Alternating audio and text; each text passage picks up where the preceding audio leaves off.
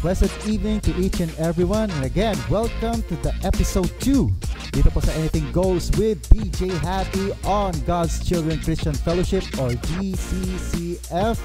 Maraming salamat po sa mga nanonood po ngayon diyan po sa inyong mga tahanan. Sa gabing ito, muli tayong makakarinig ng mga magandang awitin at makakarinig din po tayo ng makabagbag damdaming mga life stories at mga kwentuhan din para magagaling po sa ating special guest. Pero bago ko po i-introduce ang ating special guest for tonight sa ating episode 2, I would like to thank Ms. Mara Pangiliban, of course, the chairperson of New Ministries ng GCCF. Of course, si Direk Ryan Lacerna, ang aming napakahusay na very technical na director. Saludo ko, sir. Isang mapagpalang gabi. And last but not the least, mismong Central United Methodist Church sa oras ito. Kaya po, itong program na ito, na Anything Goes on GCCF ay naka-airing po ngayon sa araw na ito. So again, bago po tayo magsimula, maraming salamat po muli sa ating lahat at bibigyan ko po kayo ng konting maliit na inspiration po, isang verse po sa Bible from the book of Ephesians 2 verse 10, and it says, andalan po natin ito, sa mga nakakaalam, you are God's masterpiece. Lagi po natin tatandaan yan, sa mga oras ito, yung mga nanonood po sa kanilang mga tahanan na medyo may problema, medyo may dinaramdam, medyo malungkot sa inyong buhay, tandaan nyo po, you are God's masterpiece. We are all God's masterpiece. So again, welcome po dito po sa Anything Goes with DJ Happy on GCCF, at tayo po ay magsaya po palagi tayo dito. Kaya nga may sinasabi ko po lagi na dito tayo ay masaya at si Lord lang ang bida. And sa oras na ito, sa gabing ito, i-introduce ko po sa inyo ang ating special guest dito po sa episode 2 natin, ang Anything Goes with DJ Happy on GCCF. Bago po ang lahat, sisimulan ko po ang ating special guest for tonight ay isa ring musician. Yan, check again. Number 2, he is also an active member dito po sa GCCF at sa CUMC or Central United Methodist Church. Again, check na naman yan. And number 3, napaka-super talented po nito. Ang tawag ko po dito, tawag po namin, actually, personally po, tawag namin sa kanya ay Maestro. Ayan, siguro makakilala ngayon, mga nanonood ngayon, meron na kayong idea, meron na kayong inkling kung sino itong special guest natin. So, without further ado, please welcome Mr. EJ Mahipos or Maestro EJ. Good evening, Kuya Happy, and good evening sa ating mga viewers dyan on Facebook and soon sa other platforms. Ako pala si EJ, ang resident drummer, guitarist, pero as of now, naka-assign ako sa live stream ng ating GCF service every Sunday. So, welcome dito sa Anything Goes, EJ, Bakit ko tinawag kanina, sabi ko Maestro. Marami na nakakilala dito kay EJ kung bakit Maestro ngayon. Napakabigat niyan. Siya na ang magkikwento kung bakit. Kasi syempre, ayoko naman manggagaling sa aking kwento. Kailangan kay Maestro EJ. First question, EJ, sino ba si EJ Mahipos outside music muna? Kasi lahat kami, kilala ka namin as a musician. Di ba? Everyone will agree, yung mga nanonood ngayon sa oras ito, yung mga nakakilala kay EJ. We all know him as a musician, not just a musician, a great musician talaga, kaya nga Maestro. Ngayon, sino pa si EJ Mahipos na hindi musician? Ayan. Nag-work ako sa isang private company and shoutout pala sa mga co-workers ko dyan. Ayun, na nasa bahay lang din dahil work from home kami. Yung music ba talaga is hilig mo? Yung bata ka pa, di ba, nakikita pa kita noon maliit ka pa noon. Yung time noon, may meron ka ng, gusto mo na ba ang music or wala pa sa interest mo yun?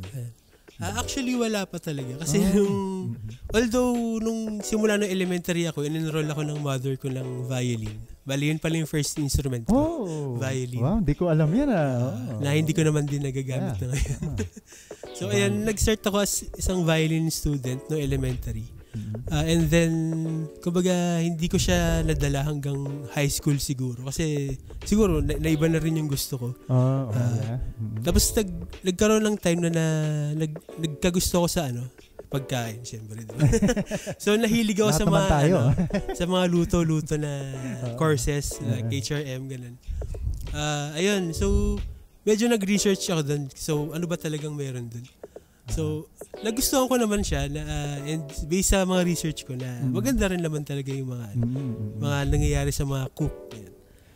Pero, dumating yung parang yun na, nag-start na yung music journey ko dun. Kumbaga, nakapanood ako ng isang music team siguro. Tapos talagang nahiligan ko sila na talagang so na-discover mo yung music na yung nagustuhan mo siya by yourself lang. So walang ibang tao nag-push sa'yo na let's say, di ba usually EJ ka na, try mo yung music mag-music ka, mag-aral pero ka. yung discovery ko na nun, hindi pa yun ganun kalalim. Kumbaga lang. Uy, okay to mga ganun, mga first impression mo. So meron pa rin konting motivation pa rin. And of course, ito, siyempre alam naman din ng lahat na nakakilala sa'yo. Of course, ako din. You came from a family of great musicians talaga. Di ba? Una-una, your mother, di ba? Ma'am Jane, isang magandang gabi po. Your mother was a former, naging nakasama ko sa choir yun. Di ba? Siya yung conductress, Tagalog service noong mga time na yun. So napakahusay ni Ma'am Jane, your mother. Then of course yung your uncle, si actually Sir, sa mother Jim P, side Maestro, talaga. Jim P, na minsan rin naging guest ko na rin siya dito rin sa Anything Goes, pero sa ibang bahay naman yun. Sa ibang bahay. And now, nandito ka ngayon, si Maestro EJ Mahipos. So, masasabi ko, can you consider it nasa blood nyo ang music? Oo, sa mother side yan. Hindi ko lang sure sa deeper side siguro. Pero alam ko sa mother side, sila ang musically inclined. So, ask ko rin pala, nung first time mo na matuto or nakahiligan mo yung music dito mismo sa church, ano yung talaga yung unang hinawakan mo na instrument? Nung namulat ako sa PAW team ng church, hindi ko pa talaga alam ang gusto ko kasi gusto ko na mag-drums nun Gusto ko na yung drums, alam ko na siya. Pero napadpad ako sa gitara kasi may drummer na nung time na yun So napapili ako sa gitara kasi syempre nag-give naman ako. Hindi naman pwede ako lang sa isang one-man band, di ba? So ayan, pinili ko yung gitara since yun yung bakanteng slot. Tapos hindi ko pa siya alam talaga kahit papaano. Hindi ka pa ganun ka-refined. Refined. Time na yun. Zero knowledge kumbaga ganun. Pero FYI po sa mga viewers, yung mga panahon pong sinasabi niya hindi pa siya refined nun, si EJ, iba na po level nun. Kahit nung sinasabi niya hindi pa siya refined nun. Kasi na-experience ko pa siya nun. Siguro refined yung tenga siguro. Pero yung knowledge sa gitara, zero pa talaga. So, kumbaga may tenga na ako nun. May tenga na. So ngayon syempre itong tanong ko sa iyo ngayon, usually based to sa point of view ng ibang tao. Pero do you consider yourself as a child prodigy when it comes to music? Yung talagang inborn ba to talaga sa tingin mo? Na na-develop na lang din at na-enhance? Siguro medyo may bigat yung prodigy pero may percentage siguro. Kasi yung story ko pala ng pagigitara, medyo nakakagulat siya kasi kung ikwento ko siya medyo hindi kapanipaniwala. Kasi nag-start ako na officially na nagigitara pala ako, yung ganun. Nasa nasa parsonage. Nasa parsonage ako ng isang pastor, former pastor ng Central. Tapos nanonood kami ng ASAP, Sunday yun, syempre Sunday. Tapos syempre may gitara sila. Hiniram ko muna, gitara, ganyan. Syempre nagigitara na ako nun, pero hindi, siguro mga 2 weeks pa lang nagigitara, mga ganun. Tapos, kumakanta sila ng kanta, yung ASAP yun. Tapos, tinry ko siyang tipain sa gitara. Uy, parang okay. Tapos, ayun na. Tapos, yung mga kasama ko dun sa kwarto, parang, uy, okay na, nagugulat na kami, kahit ako nung nagugulat ako. Ayun, nasisipra ko na siya, ganun. Natutugtog ko na siya. Although hindi sobrang lapit, pero at least yung chords nagagawa ko na siya. Tapos, syempre, yung tulong na rin siguro nung mga senior ko rito sa banda, sa church team, na mga kuya-kuya ko, na pinapanood ko sila ng pagtugtog, ganun. Sila Kuya Da, yan. Kuya Da, Kuya Almen, Kuya Leo, yan. Yun, kumbaga kakapanood ko sa kanila every Friday nung may gathering every Friday night. Kumbaga na-expose talaga ako sa kanila na ganun yung pagtugtog nila, yung ginagawa nila, kung paano sila mag-aral ng kanta. Siguro na ko siya. Kumbaga yung term nga namin dati sharingan kasi nakukopya kahit papaano. So nakakatuwa din. And after nun siguro the rest is history na kasi doon na nag-start tuloy-tuloy na siya. Oo, naalala ko yun no? Sila yung mga mentors mo noon, mga time na yun. Pero tingnan mo, di ba, as time goes by, ikaw naman yung mentor ngayon actually, sa totoo lang, no? Ako personally, no, pag si Maestro EJ, kung anong sabihin niya, halimbawa, meron kami practice, yung Lamplighters, meron kami practice, pag let's say, may mali sa tono namin, whether sa vocalist or sa ibang instrumentalist, pag kinorek ni EJ yun, wala kaming comment. Oo, hindi kami nagko-comment kasi we know na talagang yung accurate Pag galing kay Maestro, no, kay EJ, siguradong tama yun. Kaya pag sinabi niya, ay, medyo mali yan, gano'n. Yung sisenya siya na gano'n. Babaan mo, taasan mo. Sumusunod kaagad kami because we know na talagang tama. So, yung ganong bang, let's say, ganong level is dahil mostly talaga sa hearing, sa tenga. By ear, yung tinatawag, by ear. Actually, lahat naman tayo, kumbaga may ganun talagang instinct na alam naman natin kung saan yung tama, yung medyo tama, medyo mali. Yan, sabi mo, yung lahat tayo merong yung ear sa ganyan. Bakit may mga sintonado?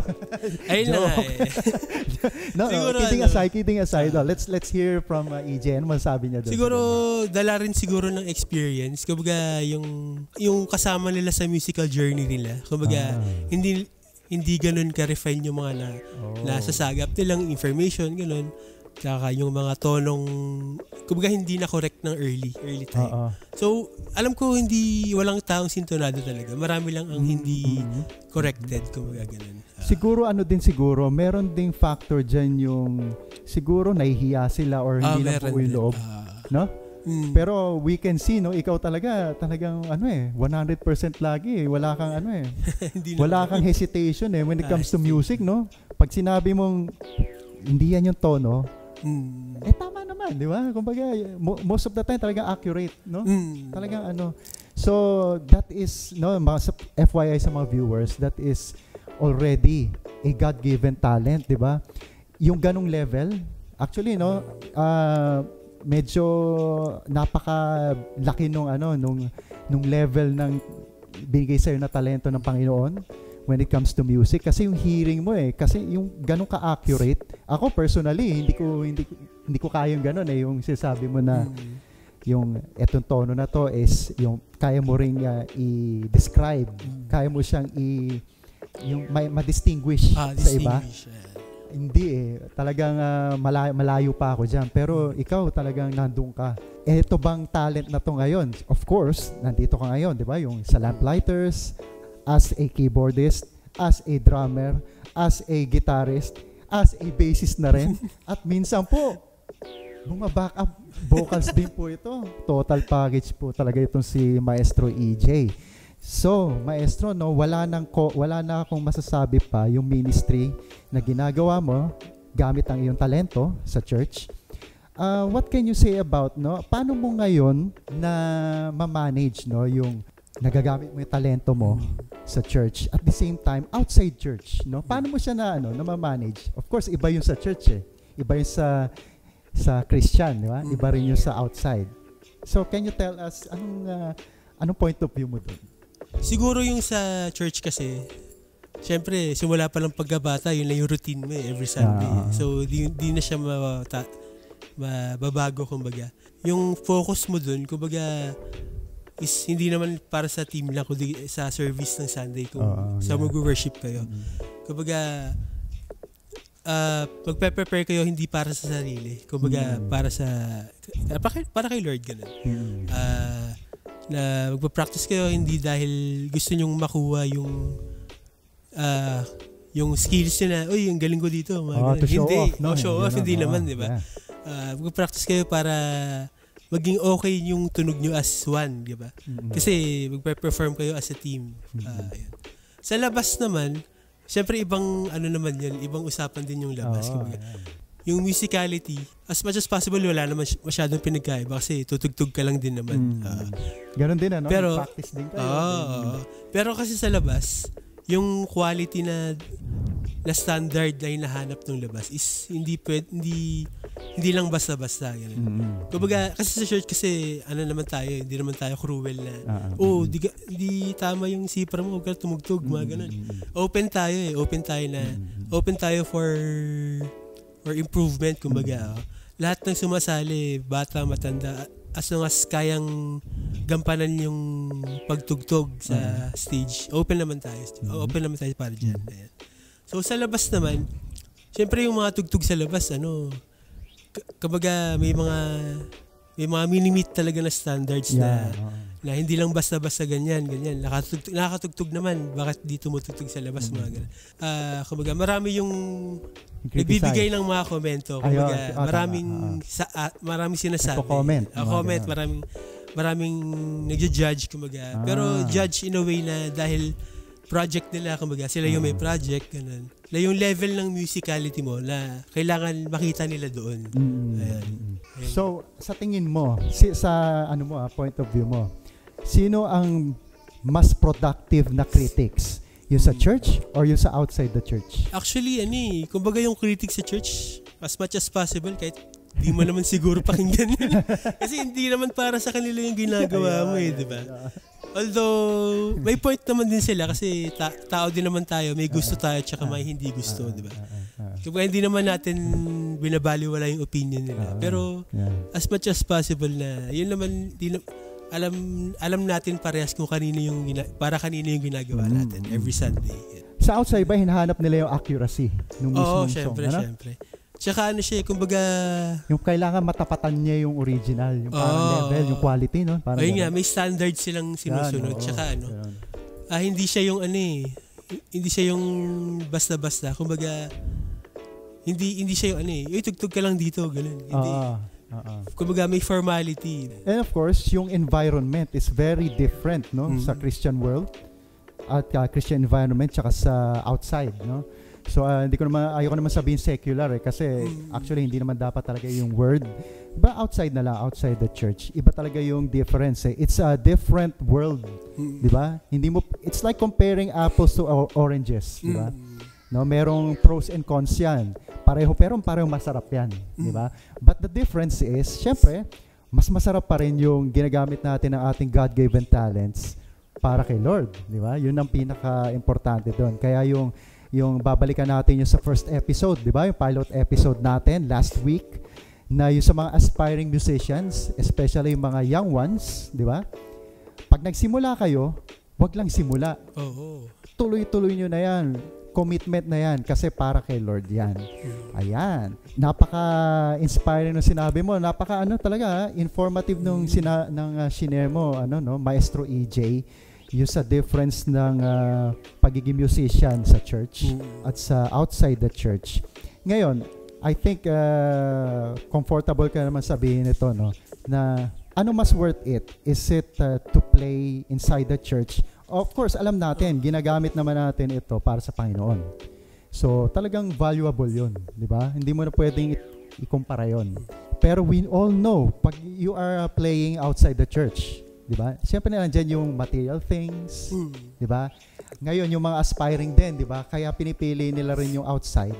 Kasi nandiyan yung madalian na the possibility of having fame, di ba? Yung ma-achieve mo, ma-attain mo yung fame, fortune, di ba? Mga ganon. Pero, do you think na mako-consider mo ba na mas okay yun kesa na nagpe-play ka sa church? Na i-sacrifice mo yung time mo as a musician sa church para sa outside the church? Sa church kasi, dapat yung mindset mo hindi lang dahil ay, pwede akong sumikat, parang tumaas dito, pero tumutugtog sa church. Dapat hindi ganun yung mindset mo. Dapat ang mindset mo is, Sunday yun, nandun ka para mag-worship, para mag-praise, hindi ka dahil nandun para tumugtog kasi keso bayad ka o hindi. Andun ka para i-uplift yung spirituality mo Kumbaga, hindi dahil... And of course, yung congregation, di ba? Yung congregation. Yung mapibless pare-pareho. Sa labas naman, wala namang masama na i-uplift mo yung sarili mo na... Siyempre, di mo naman... Bakit naman kung magiging vocal dun? Siyempre, isipin nun, mayabang ka, gano'n. Yeah. Sa sarili mo siguro, okay lang siguro. Pero, tandaan mo pa rin na... wala namang tumatagal na musikero dahil gano'n yung pag-uugali niya. I'm sure alam din naman ng mga viewers natin yung mga story ng mga sikat na na medyo nasira yung buhay dahil sa kung anong mong dahilan man. Ayan. So, ang payo ko lang sa mga ganun, siguro alalahanin nila na may bukas pa at saka lagi nilang i-ground yung paa nila sa lupa. Ayan. Yan. Yun lang. Parang yung may saying na yun keep your feet on the ground but keep reaching for the stars. Ayan, no? Ibig sabihin nun, pag medyo okay na yung status mo, yung paa mo nasa ground pa rin. Ibig sabihin, you are still humble. Di ba? Wow. Di ba? Informative, no? And inspiring nung sinabi ng ating guest for this episode. Ito, episode 2 dito po sa Anything Goes. So, ito naman, no?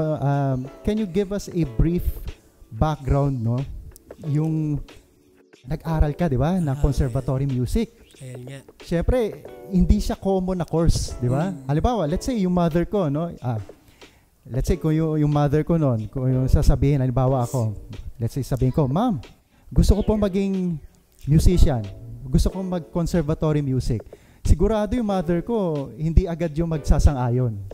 Sa case ko, no? Sa case ko, hindi siya sasang-ayon kasi, syempre, ang tinitingnan dito is practicality usually. Di ba? Yung practicality. Ngayon, nando ka sa course talaga. Let's say, parang it's like an elite course. It's like a Ferrari. Yung parang siya yung Ferrari ng mga kurso, di ba? Ibig sabihin, hindi siya yung rare siya, hindi siya yung basta-basta kinukuha, di ba? Let's say, sa 100 tao, mga 1-2 lang kukuha niya, usually ganun, di ba? Ngayon, ano ba ang nature ng yung course mo as a conservatory musician? Yun yung pinag-aaralan mo, yung student ka noon. So, is it different from other courses, yung mga typical? No? Typical na profession, na ganun.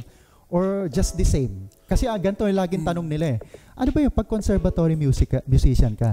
Puro tugtog ka lang Can you give us, can you clear us? Nung magka-college na ako, actually, di pa rin ako sigurado sa major na kukunin ko.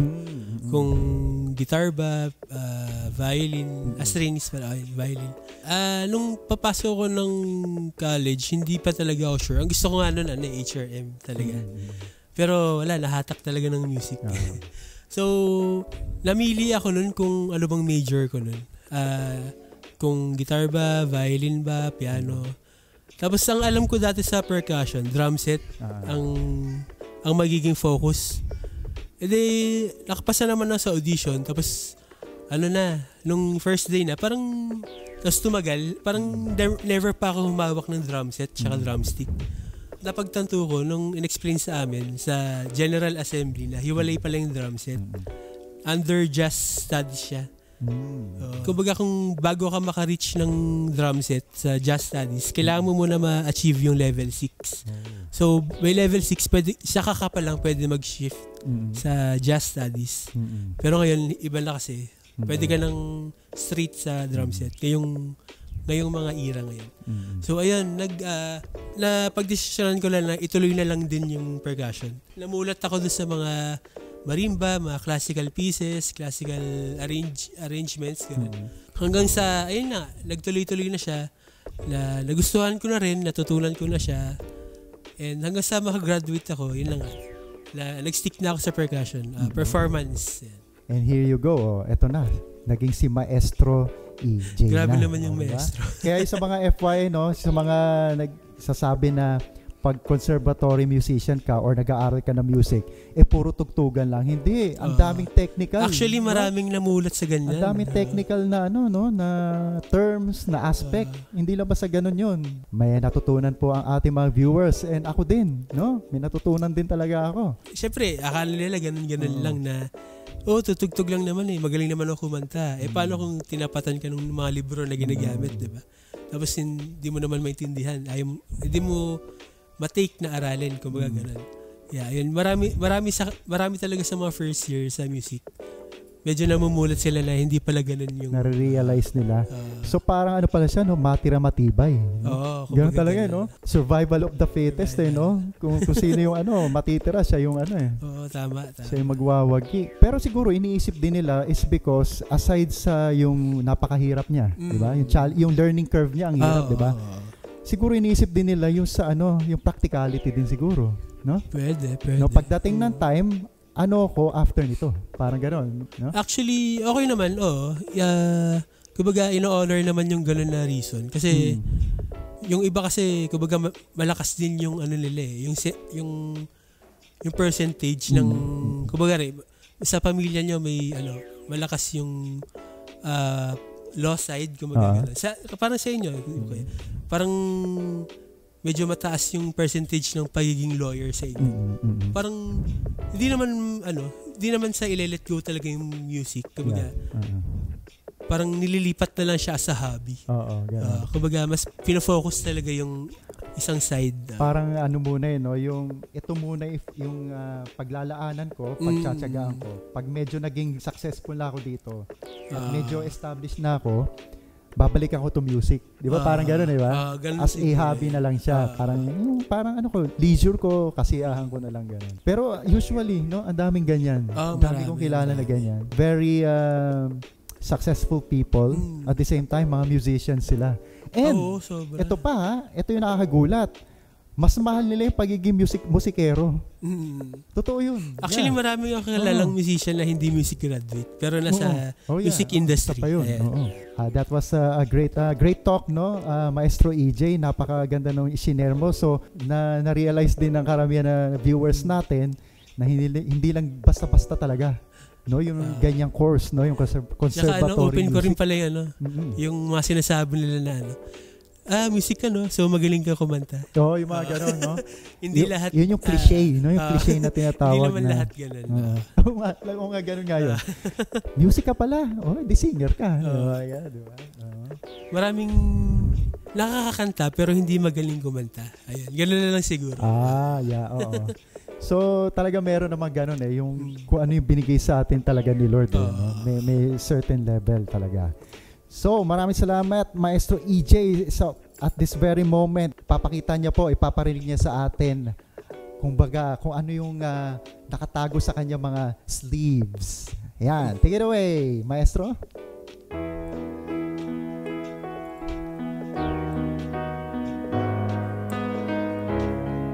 Parang alam ko yan, Alam yan, kuya, game. Can't believe that I fool again. I thought you were a very friend. How was I to know? You never told me. Can't believe that I'm the fool again. And I thought you were a friend. How was I to know? You never told me. Dahil dyan, nasimulan na namin ng sample kanina ni Maestro EJ. So, itutuloy-tuloy na natin ito. So, magbibigay kami ngayon ng special song just for you, the viewers out there. This song is titled In My Life You Came. Again, composed by yours truly. No? So, isi-share namin ito para po sa inyo. And to God be the glory. Let's go!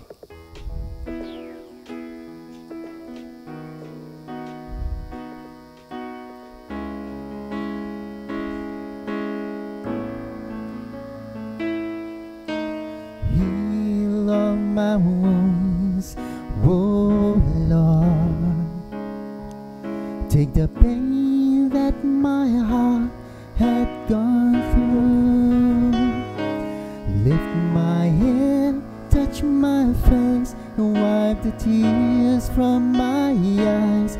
Only you, oh Lord, and you alone. Show me the way, my Lord. Take the sins of my life I've done to you. Lift my hand, touch my face, and wipe the tears from my eyes.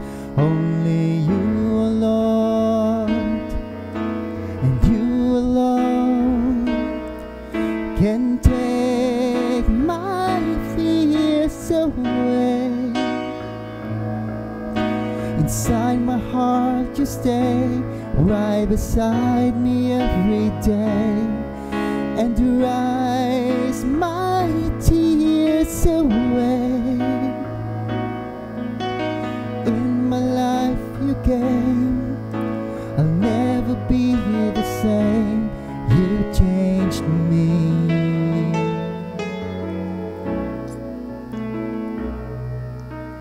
Heal all my wounds, oh Lord. Take the pain that my heart had gone through. Lift my head, touch my face, and wipe the tears from my eyes.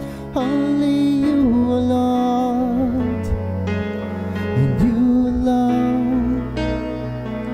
Show me the way, my Lord.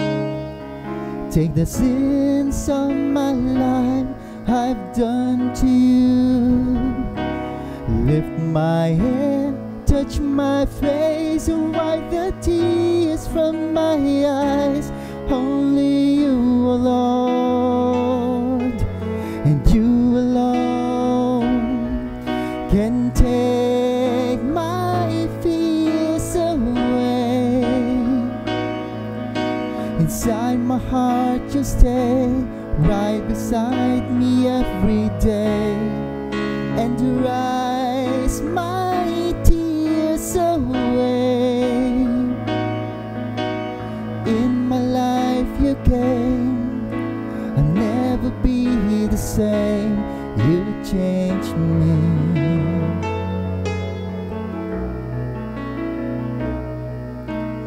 In my life you came, I'll never be the same. In my life you came, I'll never be the same. In my life you changed me.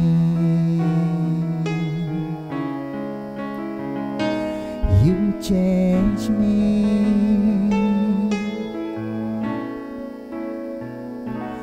You changed me.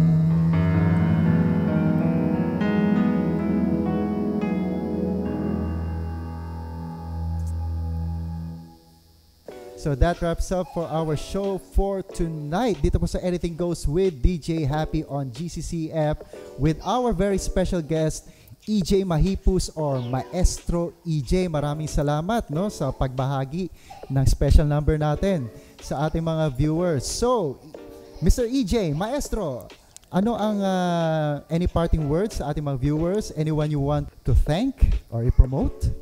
Syempre, thank you for this episode, for having me here, Kuya. And every Sunday, GCF service dito sa Central United Methodist Church sa Calao, Manila.